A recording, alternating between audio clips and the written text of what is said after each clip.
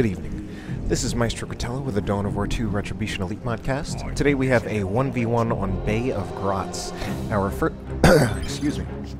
Our first player today is 1nprovize, playing as the Orc Kommando Nob. Kommando Nob is a sneaky orc with bombs, guns, knives that he can surprise you with. And 1nprovize's opponent is Maestro Cretella, playing as Sindri, Trollface, Chaos Sorcerer. Chaos Sorcerer is a spellcasting and manipulation hero. Alright, so we got a 1v1 featuring myself. Been a while since I really cast many games with myself, and I'm actually haven't been playing as much due to a combination of obligations, as well as usually when I do something related to the game, it's casting rather than playing. So I actually feel like I'm actually starting to fall a bit behind the community, and a lot of the players are kind of pulling ahead past me. But here we go. But there's nothing to do other than just get back into it and start grinding out some games. So kind of did that a little bit recently. Played 1nprovize, I played Frozen Vapor, played Lieutenant Eco, and they all kind of gave me the business. But anyway, we got this 1v1 game right here. Just charging ahead with my Chaos Space Marines, and part of the reason I just charge ahead is I know that, especially the Shooter Boys in their unupgraded form, I can actually just run the Chaos Space Marines right up to them, tank most of the damage that's coming out, and then once the Chaos Space Marines get into melee, that is a clear win for them. And I also had my Chaos Heretics coming in there for a little bit of a flank, because that's worse than a clear win. Once the Chaos Heretics get into melee with Shooter Boys, more than being a clear win, that is Shooter Boys getting slaughtered. Now this is a matchup I'm not even sure what to make of this matchup. What I do know, there definitely have been times when people have said that Chaos is favored over Orcs. Now one of the things I often like to say is that it's actually not quite accurate enough to just say one race beats the other, because it really depends a lot on the heroes. And one of the things that I certainly know is that the War Boss is a hero who is actually quite severely favored against the Sorcerer. That is an incredibly advantageous matchup for the War Boss. Meanwhile, I would not be surprised at all if the Chaos Lord has an advantage over some Orc heroes, and I would say he probably does. But I'm not really sure what to make of the Kommando Nob. Now, some things I can infer about the Kommando Nob. I know that the Lictor Alpha is a really tough matchup for the Sorcerer, so I think if the Kommando Nob got the Assassin's Knife, that would actually be a big problem for me as a Sorcerer, because then I have a hero. The Sorcerer is one of his weaknesses is that he is very bad at dealing with single entities. Specifically, he's much worse at dealing with melee single entities, so basically melee heroes. He's very bad against them. Probably worse than just about any other hero in the game. So I think right now the Commando is in his ranged form. I think if the Commando actually got the Assassin's Knife, I think that would actually be very tough to deal with. Luckily he hasn't done that yet. Another thing you can see, right now I've gotten a very long Tier 1 build. I've gotten double Chaos Space Marines and double Heretics. And this is something that typically when people talk about Chaos builds, they either think in terms of getting double Heretics or double Chaos Space Marines. And part of what that means is that they get the double of one of those squads, and then they only get one of the other. So they might have one CSM and 2 Heretics, or 2 CSM and 1 Heretic. In this case, I just got 2 of both. It's kind of expensive. It's certainly a very rec-heavy build, although it is relatively cheap on power. And as of right now, the only power I've actually spent is on this Havoc. But I do have a very long Tier 1 build, which is something that can be very risky against Orcs. Orcs usually a race that's good at securing tech advantages. I think they're also a race that can you generally don't see as many of the long builds with them. They can generally get by better with short or average size builds. In short, usually 3 squad build, average size being 4, and then 5+ is definitely an extended Tier 1 build. I've got some Heretics going around, trying to control some map. And unfortunately, I have my Havocs completely out of position, and I just retreat them right there because there really is... They're out of position, and that positioning was really bad. And at that point, there really is no reason for me to keep them in there because I'm only going to bleed extra models. I also have my Chaos Space Marines kind of out of position, but I also know that Storm Boys are really bad at pursuing, and then I have my Heretics fairly nearby. So that was actually an engagement that did not quite favor 1nprovize, and he actually lost one of his Shooter Boy squads, and to be honest, I did not even see where. It was actually over here. He just straight up lost track of one of his... Yeah, it was one of his Shooter Boy squads, and I just attacked it with my Heretics over here. So I'm actually doing fairly well with my extended build, and part of the reason is that 1nprovize went for a pretty long build himself, and a pretty expensive build, because not only did he get a long build, but he got a Pain Boy, which cost power, Storm Boys, which cost power. He invested power into his Sluggers and now into his Shooters. The big Shooters on the Shooter Boy squad actually came pretty late. Alright, now here, I got most of the map, so now I'm trying to position myself in a way that I can bash power. Basically, I'm going for a power bash now because I actually captured most of the map. So now I'm trying to push the advantage of capturing power. I have Heretics set up, Havoc set up in a position where I can hopefully stop approaches, and I actually have Heretics over here capturing this point. Unfortunately, I don't like the positioning, so I try to reposition them a little bit. Unfortunately, this is actually really bad positioning for my Heretics because they are at very low health, and I actually end up having to retreat most of my stuff out of there, and that overall did not work out very well for me. This is also not very good with the Sorcerer in here. Probably going to lose the Sorcerer, in fact. Yeah, and I do, in fact, lose the Sorcerer. Unfortunately, we got this big Orc melee blob, which is quite threatening. And the Storm Boys, I think the Storm Boys there were actually able to attack successfully on retreat because they were just close enough to the Sorcerer at that time. I have Heretics trying to just walk by. I actually want to ignore the Kommando Nob. I wanted to capture this point, but I knew with the Kommando Nob around here that it just wasn't going to happen. So we do have a fully upgraded Shooter Boy squad right now. Can be useful for detecting. Now, about this, I got the double Heretics and the double CSM. There are a few reasons I've done that, and it's a build that I really don't see many other people do. I don't know if it's even that good of an idea, but it's something I try to do. Actually, a Sorcerer player a long time ago named Blessed Heretic, who was definitely better than me, although he quit, showed this build to me. And there are a lot of benefits to this build. First of all, part of the reason to get the double Heretics is for especially with the Sorcerer, to get the double Heretic worship.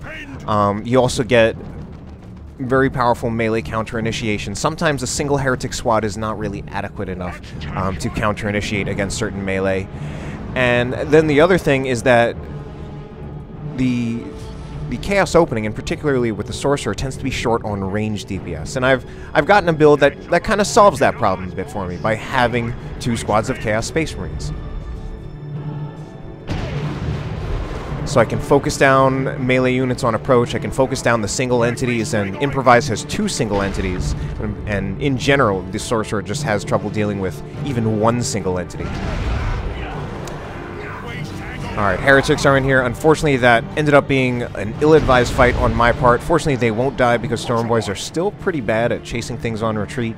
And unfortunately, I did end up losing most of the map at this point. The map has gone pretty much entirely in favor of 1nprovize. I do have a Dreadnought out, and right now that Dreadnought is actually pretty much completely uncountered, so 1nprovize just full retreats.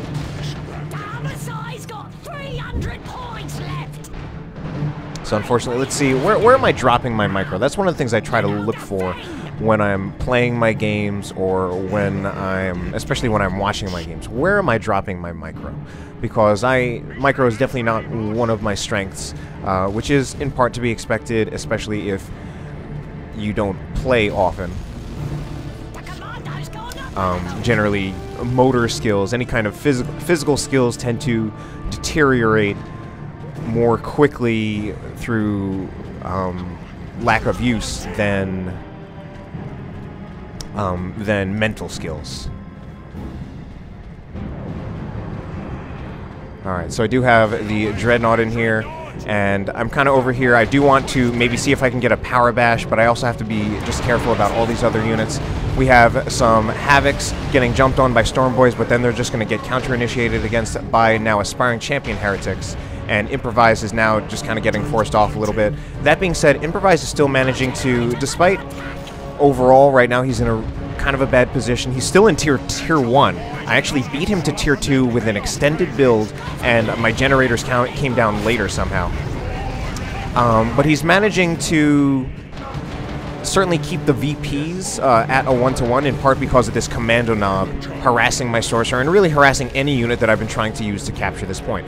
1nprovize has had a lot of control over my natural VP, which is definitely going to make my life really, really hard. So 1nprovize is finally getting to tier 2. I feel I haven't really capitalized enough on the fact that I have a Dreadnought of all things. Not just any vehicle, but a Dreadnought rather than a Blood Crusher. I feel I haven't really capitalized enough on that, considering I have that. I was only able to bash one generator, it looks like. One was left with a little bit more than that. But now we do have... And now, unfortunately, the advantageous time of me having a bit of an advantage, definitely having a tech advantage, is kind of over. And now I actually really have to worry about a lot of AV. 1nprovize kind of loading up on AV. He's going to get a Beamy Luda, and he already has Tank Busters. And we see that, unfortunately, 1nprovize still has a lot of control over this VP over here. Now, part of what's challenging about that is that he's actually using his Kommando Nob for map control, and I don't really have anything that can one-to-one beat his Kommando Nob. And again, that's part of the single entity problem of the Sorcerer. Now, I need to be very, very careful with this Dreadnought.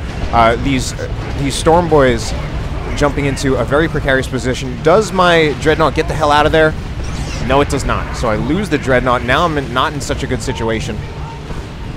1nprovize definitely responded with a pretty overwhelming anti-vehicle response, and I really don't feel that I actually did a whole lot with that Dreadnought, quite sadly, other than just scare 1nprovize a little bit. And I didn't even take back much of the map. So, Sluggo Boys charging in. And I also, I mean, I got that Havoc on top of what I already had. And it's something where it's like, I wondered, like, is that really such a good choice? And then the Havoc is in general pretty pivotal and important to Sorcerer play. The reason why I was a little unsure about getting it is just the fact that I already got 4 other squads. I got 2 Heretics, 2 Chaos Space Marines, and Havocs almost always make their way into Sorcerer builds. And that's part of the reason why you don't see this double Chaos Space Marine and double Heretic builds a lot. It's a long build. I'm finally going to get some VPs back. But the Havoc is just so useful for control for the Sorcerer, both for controlling single entities. It's just one of the only things he has that can really efficiently deal with single entities. And at the same time, also just for controlling not just heroes, but also melee squads. And here we go with a Summoning Circle Global, and I want to do that in part. That's something that can really help to counter-initiate against these Sluggers, as well as let my Havocs reinforce. Stormboys unfortunately jumping in, and my Chaos Space Marines, wow. So he just retreated his Stormboys out of there, and I think that was a little premature for him to retreat his Stormboys out of there. They were actually there mostly uncontested. And then again, we see this sneaky, annoying Kommando Nob going to capture my point. And even in his vanilla form, there aren't a whole lot of things I have that can one-to-one beat him. And there is my Sorcerer. So certainly my Sorcerer with just my Sorcerer in his vanilla form with a sword will beat the Kommando Nob in melee. However, the Kommando Nob does have a few tricks up his sleeve in the form of his stun bomb. He's also been using the garrisons, and once he goes into the garrison, there's not a whole lot I can do about that without using a dedicated anti-garrison unit. Now, I actually feel this is pretty bad positioning from 1nprovize, and I think if he had not used that rocket barrage to knock over my Heretics, I probably would have been able to get them in their retreat path and even wipe out those Stormboys. Now, I got another Dreadnought, and this game has happened long enough ago that I'm not sure, but I think this second Dreadnought may have actually been an Overwatch mistake. So I have my Havoc's position right here to halt the approach of those Sluggo Boys. Where are the Stormboys? Stormboys jump in. Unfortunately now, my Heretics are really under strength, and this is actually not looking like a very good engagement at all for me. I think I'll get my squads out of there. Chaos Heretics coming very, very close, as are the Havocs. But the part of the problem for 1nprovize is that I still have my Dreadnought in here. And this is actually looks like it could be really bad for the Pain Boy, and I actually do take out the Pain Boy. So a nice little victory for me. My Dreadnought's still in here, but I do have to be careful about the Ludas and the Tank Busters coming up from behind. 1nprovize seems to be floating quite a bit, and now he finally decides to go to Tier 3. We got some Slugger Boys just flying around, and we do definitely have some Slugger Boys doing I don't know what. Now I've been pushed back into my base. I actually do have most of the map. I have been using a Heretic squad pretty much just as map control, a non-AC Heretic squad. Meanwhile, I think my other Heretic squad, the one with the Aspiring Champion, is the one that I'm more frequently using with my units. I don't know why I'm still moving this Dreadnought up when I have to deal with a Luda squad, but I might actually just be going ahead to try to tie it up. I mean, at that point, the Luda is definitely not going to take out the Dreadnought. But I do have to be careful with this Dreadnought. I'm still pulling it ahead. I'm specifically sending my double cast Space Marines over here to deal with the Kommando Nob, because those are the things that can really deal with him the best at this point. Just because if he tries to tie up one, I still have high range DPS coming out of the other one. Now hopefully here I can bash a few generators, for God's sakes. Unfortunately, not much has really happened in terms of bashing generators. And now I'm actually choosing to go for the Storm Boys instead. And now one thing that's kind of annoying here, the Storm Boys, they do have a heavy melee Nob, and they actually end up losing that fight, or at the very least, 1nprovize was scared that he might lose too many things in that fight. Also, there's the fact that even if he didn't lose that fight, maybe he was afraid of just bleeding disproportionately. Heretics are very cheap, while Storm Boys are absolutely not. They are ludicrously expensive for how easily they get killed. Havoc setting up. Havoc's going to suppress... Havoc... Oh, I actually target the... I think I originally managed to target the Shooter Boys over here with the Havoc, maybe. And now I have some Slugger Boys in a position where they can flank. They can go after my Chaos Space Marines. Havoc is just going to need to straight up get out of there, and the Havoc is most likely going to go down now because there are some Slugger Boys in the retreat path, and now the Havoc goes down, and I'm also probably going to lose this Dreadnought.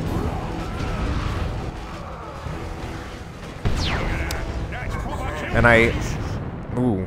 So that was a bad engagement all around for me. That was terrible. And now I'm left with left with my tier 1 build of 2 Heretics, 2 Chaos Space Marines. And I did manage to actually take the map back a bit finally. I actually had the map control for most of that time. Unfortunately, I'm in Tier 3, and I'm going to say that second Dreadnought was probably an Overwatch mistake. I would have liked to be in Tier 3 earlier. However, I'm still in Tier 3. And let's see what I can do with that. Luckily, at least right now, for the build that 1nprovize has, I can still fight the things that 1nprovize has on the field with what I have. Basically just with my Chaos Space Marines and with my Heretics. And I would actually say, people definitely say that Heretics don't scale very well. I'd say the biggest problem with these units right here is actually just the fact that these are core units that don't really have much that they can do against infantry. By comparison,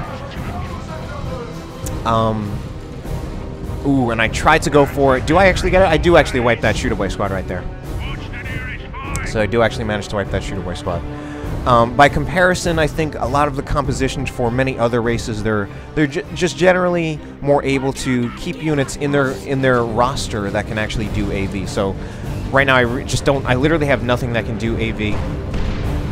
And I have to deal with a pretty significant vehicle in the form of this looted tank. And now I'm actually running around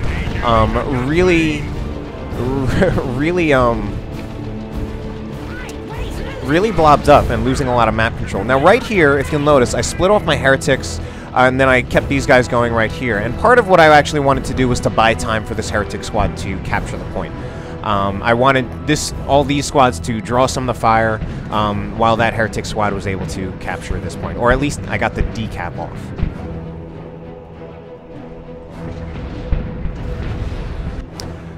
But unfortunately, I'm still losing field presence. I'm trying to get a Predator out on the field, but I'm definitely struggling at this point. I think maybe that second Dreadnought Well, I'm not going to say it wasn't a good idea. It certainly wasn't a good idea, but it also wasn't my idea. I believe it was an Overwatch mistake, but I think it's something that, just in the course of this game, ultimately was not good. I feel I would have been better off getting to Tier 3 earlier. However, I do have my own Predator out. Right now it's running around vanilla, so it's not going to really have a significant advantage over this looted tank. And meanwhile, 1nprovize has 2 extra sources of AV, while I don't. But now I actually do manage to subjugate the Sluggaboys. Subjugated Sluggaboys actually do manage to take out the Kommando Nob.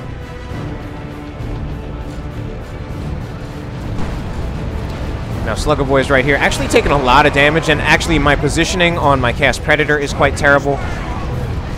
Chaos Space Marines are getting stunned, and now these Chaos Space Marines over here also really need to be careful because we do have Storm Boys right here. Chaos Space Marines do not want to mess around with Storm Boys in melee. And I'm actually really, really lucky to not lose a single Chaos Space Marine model in all of that. That was actually incredibly lucky. However, I'm not doing so lucky in terms of map control. VPs are ticking down against me. I'm sending a Heretic Squad over here. This is basically just my capturing Heretic Squad. And like I'm in a tough position because again, 1nprovize has so many sources of AV. I only have the Predator. That's really my only source of AV, and it's only on my Predator. I think I could probably benefit now from maybe a squad of Plague Marines, or I don't even know. And oh, what am I doing? And that's just going to be a dead Predator straight up.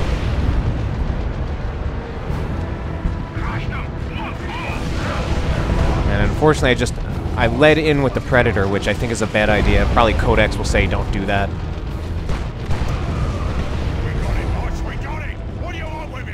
Here we go with, now I actually switched to the Sigil of the Rifts, and the reason I did that was actually purely as a VP denial situation. Unfortunately, I'm just not really in a strong situation at this point. I'm definitely in a position where I'm most likely going to lose the game, and I got that purely as a VP denial. The Sigil of the Rift, one of the uses is to use it as victory point denial in the late game, and I'm not doing well at all on actually fighting.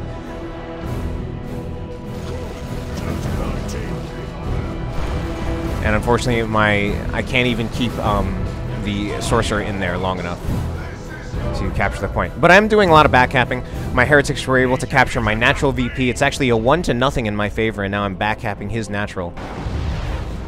1nprovize is definitely quite handily winning the engagements at this point.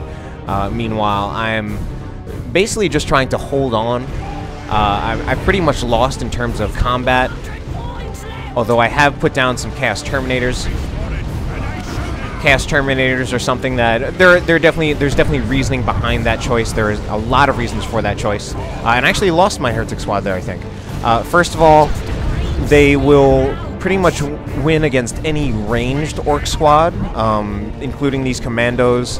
They will, if I can get the autocannon up, they will be able to do some damage to the looted tank.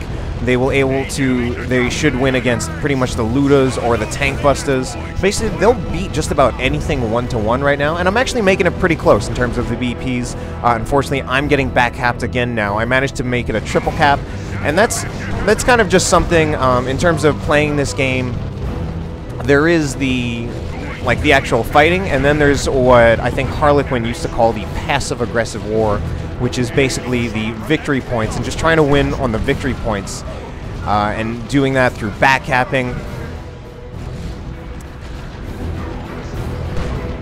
And you can actually stay in the game. I mean, I was pretty much done as far as fighting goes, back when the victory points were still 100, basically 100 to 30 against me. And I actually managed to bring it back to now to 12 to 28. Unfortunately, I'm now in a pretty weak situation, and it's actually 1nprovize is about to capture this point down at the bottom, and he's going to get a double cap. I'm sending a lone Chaos Space Marine over here to capture this point, while I'm trying to stall and defend with this squad of Chaos Space Marines. And I'm running them away. Again, this is actually to try to draw them away, and 1nprovize buys the bait at first, but then he doesn't.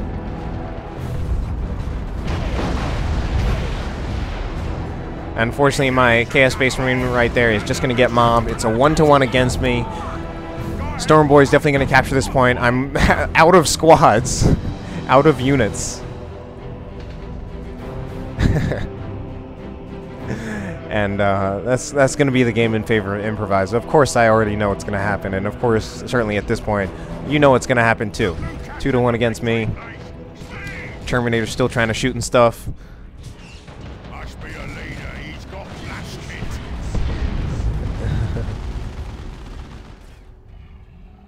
Alright, so that was the end of that game. It's pretty humbling to post a game of yourself, and especially a game of yourself losing. I played this game, and obviously it was actually a very close game. But I do feel that my play is probably not really that impressive at this point. But I mean, the only thing to do about that, trying to look at this replay, trying to look at where a lot of my mistakes were. First of all, I believe that second Dreadnought was an Overwatch mistake, so that's something I gotta watch out. I gotta watch out for Overwatch mistakes, compositional choices. Even if I didn't get it, even if I didn't immediately go to tier 3 instead of getting that second Dreadnought, I could have done something like getting a Plague Marine squad to help me deal with the looted tank, upgrading the first Dreadnought to the Icon of Tzeentch, as well as having better positioning on my Sorcerer so I could use the Warp Global to get that Dreadnought out of there when it was in trouble. And unfortunately, it was in too many situations where they just died a little unnecessarily. I mean, I lost 3 vehicles that really just were not well played. Don't want to take away from Improvise's victory here. More just trying to criticize my own play to make improvements. Nevertheless, hope you enjoyed the cast. Have a good night.